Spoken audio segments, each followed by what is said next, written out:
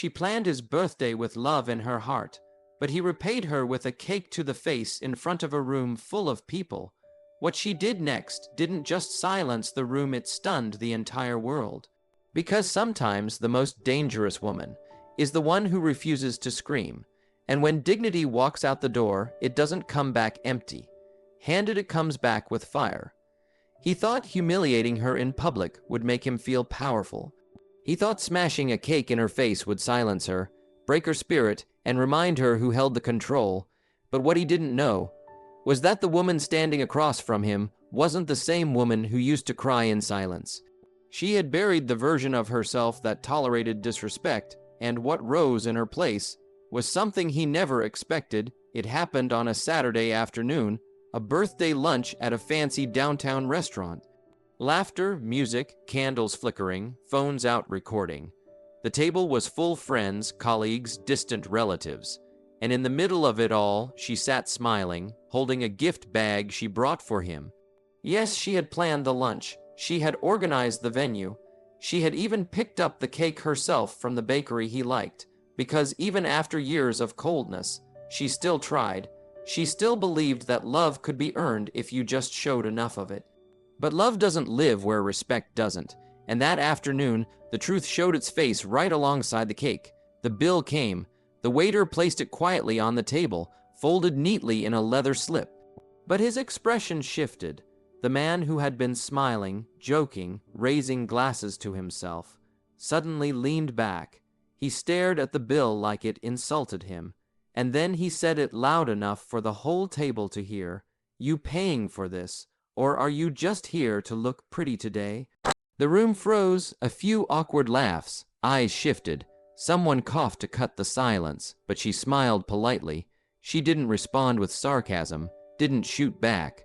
She simply reached for her purse. Because that's what she always did. Pick up the pieces, pay the tab, keep the peace. But this time, he wasn't done. He leaned in, loud now, mean now. "Nah, you always wanna act like some boss lady, go ahead. Pay for your birthday gift to me.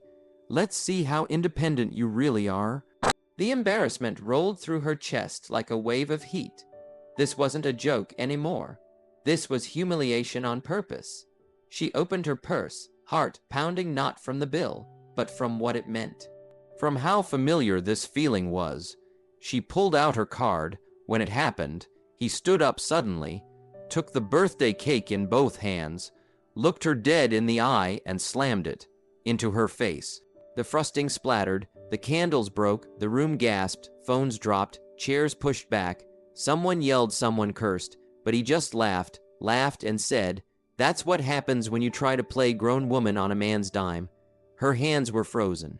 Not from fear, but from realization that this man, this husband, didn't just cross a line, he destroyed it. And yet, she didn't cry, she didn't scream, she didn't throw the glass in front of her like half the room expected. She did something worse. She looked at him. Through frosting, through tears she refused to let fall, and she smiled, a smile that wasn't from joy. It was the kind of smile that says, "Thank you. Now I see you clearly." Then she stood up, gracefully, with dignity. She wiped the cake from her eyes, handed her credit card to the waiter, and said calmly, "Charge everything to me, except his plate. He can pay for the disrespect himself." The room went dead silent. The waiter didn't move, but she stared at him, calm, collected, and the waiter nodded. He took the card. People began whispering. She turned, took her clutch, and began to walk. Not run, not storm. Walk. That's when the real shock began, because as she passed the guests, some stood up. One of his own friends muttered, "Yo, that wasn't cool, man." Another guest followed her out, then another, until nearly half the table was empty. He stood there confused, icing on his hands as people walked away from him. Not her, because cruelty might be loud, but dignity echoes louder. And people remember how you make others feel, especially in front of an audience. By the time she reached the door, the manager came running, apologizing. She smiled again, not because it didn't hurt, but because it finally hit her. She didn't lose anything that day. She was finally set free. Outside, someone offered her a napkin. Another woman said, You handled that like a queen. And that's exactly what she decided to become from that moment on. Not someone who begged for crumbs, not someone who stayed in shame, but someone who let disrespect be the final straw and not the excuse to stay. Because that's the truth most people hide behind. They wait for a perfect reason to walk away. But sometimes your dignity is the only reason you need. And when you protect it, the world starts opening doors you never knew were there. The world starts opening doors you never knew were there. And that's exactly what happened. Because the moment she walked out of that restaurant, she wasn't just leaving behind a broken lunch. She was walking away from years of silence, from every insult hidden behind a joke, from every apology that never came, from every moment she pretended it's okay, just to avoid another storm. That night, she didn't go home. Not to the apartment they shared, not to the man who once promised her forever, only to give her leftovers. Instead, she booked a hotel quiet, small, nothing fancy. She looked at herself in the mirror cake, stained clothes, smeared mascara, tired eyes. And she whispered something under her breath that changed everything. This is the last time I shrink to make someone else feel big. The next morning, she made 2 phone calls, the first to a divorce attorney, the second to her best friend, the one she hadn't seen in over a year because he didn't like her influence. And by noon, she was sitting across from someone who looked at her not like a burden, but like a woman rediscovering her fire. They laughed, they cried, they made a plan, because healing isn't just about leaving, it's about rebuilding. And she was done living in the ruins of what could have been. She started with the small things. She deleted old photos. She removed his number from favorites. She bought herself a new journal and wrote 3 words on the first page: I choose me.